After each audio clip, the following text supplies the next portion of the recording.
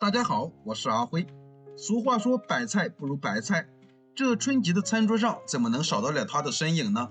今天我就用白菜搭配上几个鸡蛋，和大家分享一道年夜饭上的硬菜。首先，我们买白菜的时候选择这种叶子的，这种白菜泥比较少，而且叶片更加的水润多汁。买回来的白菜，先在根部给它切上一刀。之后把这些白菜的叶片一片片的分割开，这样的话就方便我们下一步的清洗了。将白菜叶全部单独分开之后，我们需要把它仔细的清洗干净，因为这些白菜在深秋白菜叶合拢的时候，里面难免会有一些灰尘、小虫子或者是落叶。清洗的时候准备半盆清水，往里面加入一勺食盐，用盐水来洗白菜，这样的话就可以洗得更加的干净。剥下的白菜叶子，我们将其放在盐水中稍稍浸泡，每一片叶片都要单独清洗干净，尤其是白菜的叶片，上面的叶片比较嫩，而且有非常多的褶皱，这样的话里面特别容易藏污纳垢。洗净之后，我们吃起来才会更加的安心放心。将白菜叶子放在盐水中稍稍浸泡，之后我们再用流动的清水给它冲洗干净，这样的话就可以把表面的盐分和脏东西全部洗干净。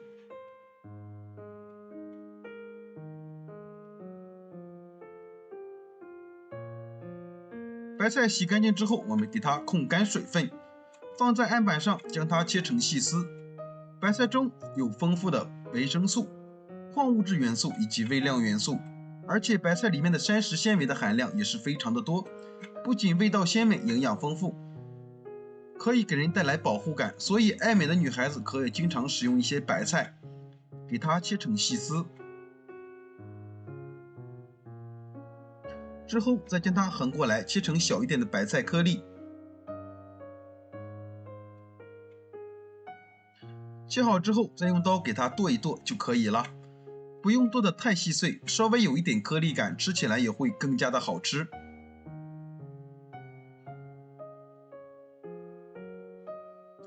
白菜剁好之后放入大碗中，往里面加入一些食用油，用筷子搅拌一下，这样的话可以在白菜外面形成一层保护膜，这样白菜在制作的时候就不容易出水，可以保证里面的水分充足，味道鲜香。搅拌好以后，先放一旁备用。下面再准备一块猪肉，把猪肉洗净之后切成小一点的块状，切好放入绞肉机中，盖上盖子绞成肉馅。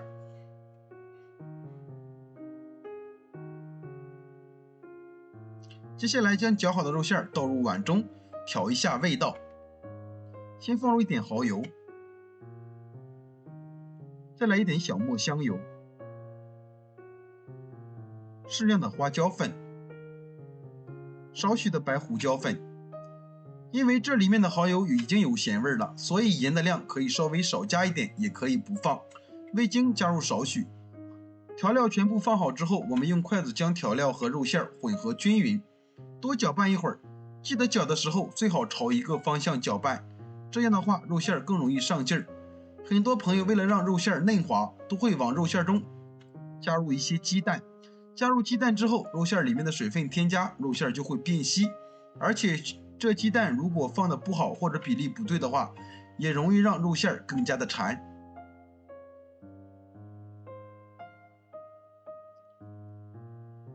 像这样搅好之后，往里面加入一些老抽酱油，调一下颜色，大概2勺左右。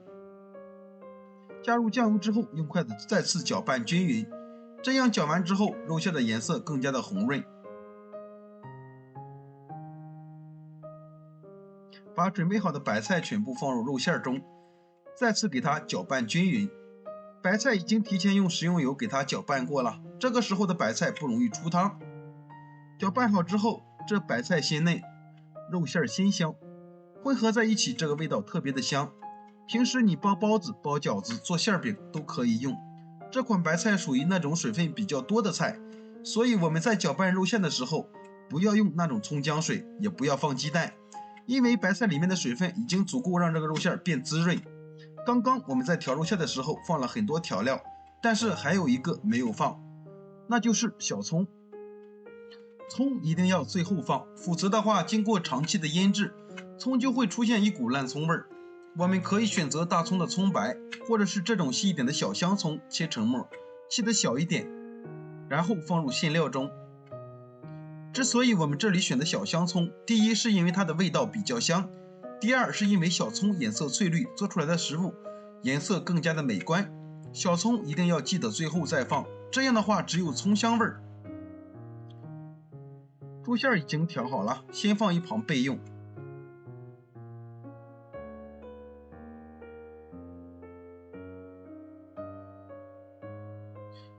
另外一种食材就是鸡蛋，我们买的鸡蛋上面有一点脏，会有一些鸡粪，所以提前一定要给它清洗干净。在洗的时候往里面加入一点食用盐，这样的话可以起到杀菌的作用。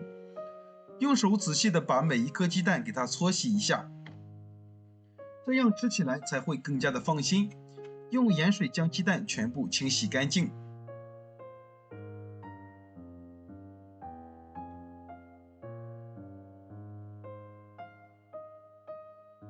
洗净之后，把这个脏水倒掉，之后我们再用清水给它冲洗一次。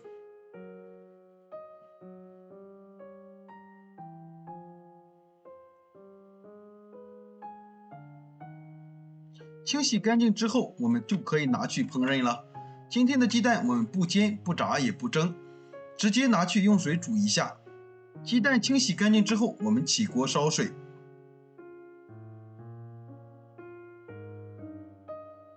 冷水中加入一点点白醋，再放入一些食用盐，将它们充分的混合均匀，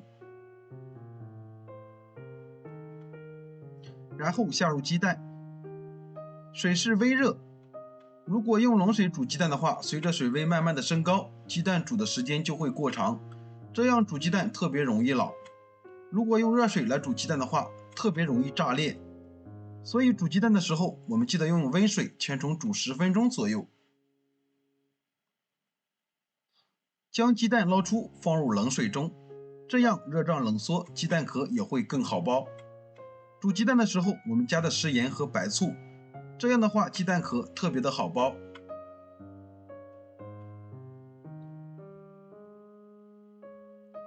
接下来取出刚刚调好的肉馅，取适量放在手上，给它团一团。记得戴上一次性手套，抹上一点食用油，这样的话可以防止肉馅粘连。放在手上左右的筛打一会儿，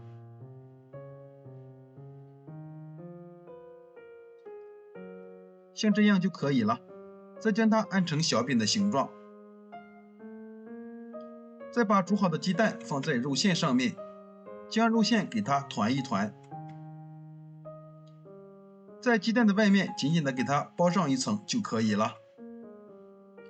外面的馅料如果不够的话，你可以再给它补上一点。像这样左右手来回的给它颠倒一下，把这个丸子给它团的圆一些。用这个方法，然后把剩下的鸡蛋全部包入肉馅中。像这样做好了。全部做好之后放入盘子中。选择盘子的时候一定要选择这种稍微深一点的。做好之后将它放入蒸屉中，大火蒸25分钟。丸子里面的鸡蛋已经成熟了，外面的这个肉馅其实也就大概1厘米左右的距离。这样的话，肉馅蒸的时间也不用特别长。这个蒸的时间要从上气之后开始计时。蒸好之后，我们把丸子放在里面焖上几分钟。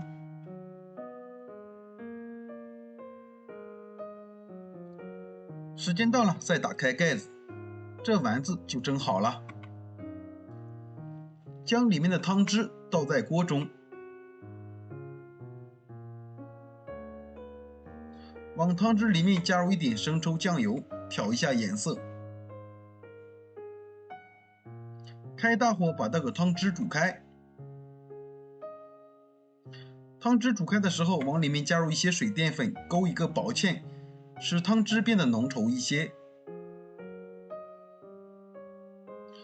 汤汁煮好以后，在上面淋一点料油，用来勾芡，汤汁会更加的漂亮。再次煮开以后，这个汤汁就会变成这样半透明的状态，特别的浓稠。